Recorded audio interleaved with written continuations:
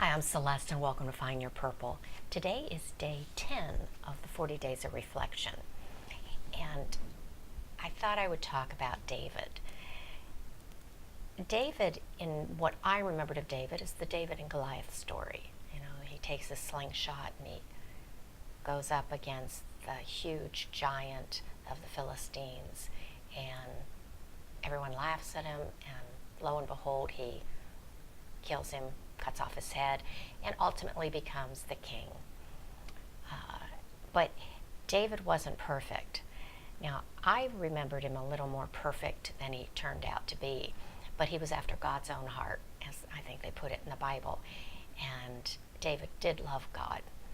But he went from this meek beginning, where he's the youngest son, I think the seventh son, and they traipse all of them in front of him, and many of them are taller and more handsome and much more impressive. And here was David, the scrawny sheep herder, and yet that's the one God chose to become the king.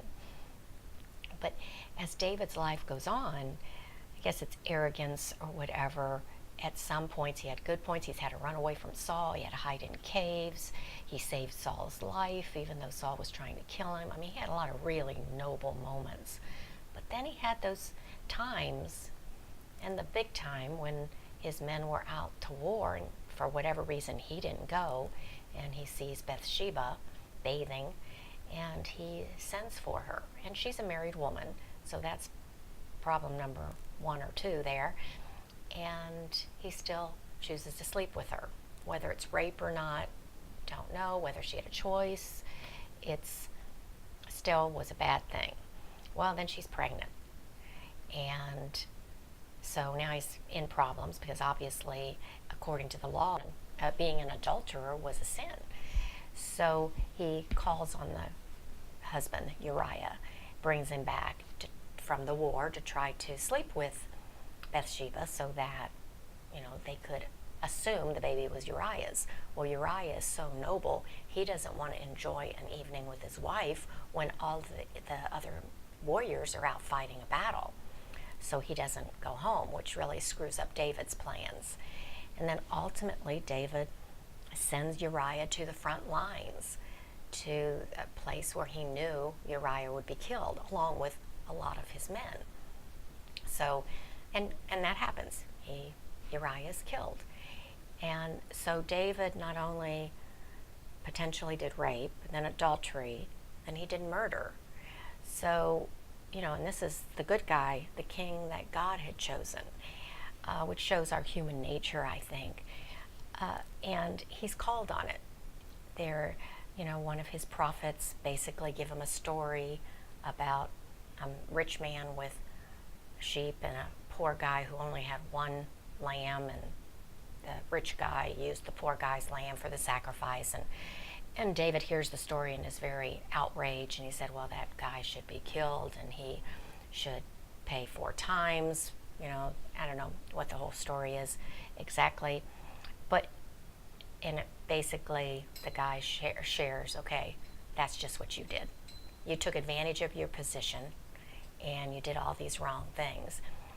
And David, the baby, ultimately dies, and then David goes on, he repents, and he goes on and has Solomon, and the line is carried on. But he is punished in the sense that he loses his sons, other sons in battle, and has some hardships. And God is a judge. He's going to judge everything. We don't judge here. It says in the Bible, don't judge. Leave the judging and the punishment, whatever, to God. And it's, I guess, reassuring to know God loves you even when you're not perfect, because clearly through David's life, with his ups and downs, God loved him, and it made it very clear. And David wrote many of the Psalms, and which made no sense to me initially, but when I read the chronological order, so I could see why this one was a joyous one, and why this one was mournful, and this one was angry. When you read it, context of where David was in the life and his battles and his running from Saul, the Psalms made much more sense to me. And now I'm starting to get into them a little more. But it's been a journey. So anyway, I think today it was just that God loves us no matter how imperfect we are. He created us this way. He knows we will have temptations and we'll give in temptations. He knows we'll sin. The key is that we acknowledge it and we repent and we become a better person. Don't keep doing it. So it's again, the Bible's a story. Dynasty didn't have this many ins and outs and ups and downs. So I find it fascinating, and I find the backstories help me understand. I suppose it's like if I started watching Game of Thrones, which my daughters watch. If I started it now, I really wouldn't have a clue what had happened. Or if I started Lost now, I wouldn't have a clue of the history. None of it would make sense. And I guess that would be like starting the New Testament and not reading the Old Testament, which I sometimes thought I would recommend. But it all leads up to where you are. And everything, you start seeing the foreshadowing, the pieces, the relationships, the repetition. And when you put it all together, it's a story that's worth reading. That's it for today. As always, grab your cup of tea, sit back, and let's start sharing. Until next time, bye-bye.